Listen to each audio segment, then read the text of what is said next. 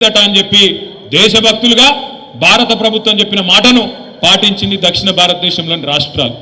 కేవలం దక్షిణ రాష్ట్రాలే కాకుండా ఇంకా కొన్ని ప్రగతిశీల రాష్ట్రాలు కూడా, ఒరిస్సా కావచ్చు, పంజాబ్ కావచ్చు, ఇంకా కొన్ని రాష్ట్రాలు కూడా, పశ్చిమ బెంగాల్ కావచ్చు, పాటించినాయి. ఏమైంది దానివల్ల మన రాష్ట్రాలలో జనాభా తగ్గుకుంటూ వచ్చింది. ఆంధ్రప్రదేశ్లో తగ్గింది, తమిళనాడులో తగ్గింది, కేరళ తగ్గింది, కర్ణాటక తగ్గింది, పశ్చిమ బెంగాల్ తగ్గింది. తగ్గిన తర్వాత మరి ఈరోజు కేంద్ర ప్రభుత్వం కొత్త పంచాయతీ పెడుతుంది. కేంద్ర ప్రభుత్వం ఏమంటున్నది, ఎక్కడెక్కడైతే జనాభా తగ్గిందో అక్కడక్కడ ఎంపీ సీట్లు తగ్గిస్తా అంటది.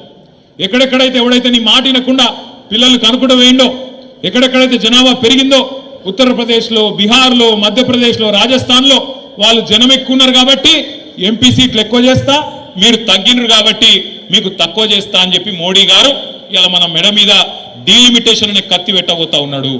అందుకే సమిష్టిగా కొట్లాడాలి. ఎందుకంటే వాళ్ళకి ఎరికే బీజేపీ వాళ్ళకు తెలంగాణలో వాళ్ళకి నూకలు తెల్లాయి. ఏదో ఒక ఎలక్షన్ గెలిచిర్రు మొన్న, అడిమారి గుడి దెబ్బల ఊరూరికి రేషన్ బియ్యం మంచి తలంబ్రాలని దానికి ఒక కథ పెట్టి, నేను చెప్పేది కరెక్టా కదా? మీరేమైనా నిజంగా వచ్చినాయి అనుకుంటున్నారండి? అయోధ్యకి వెళ్ళి అయోధ్య లేదు, ఏం లేదు. అయోధ్యలోనే వీళ్ళ మోసం పసిగట్టిరు. అయోధ్య ఎక్కడైతే రాముల వారి గుడి కట్టినరో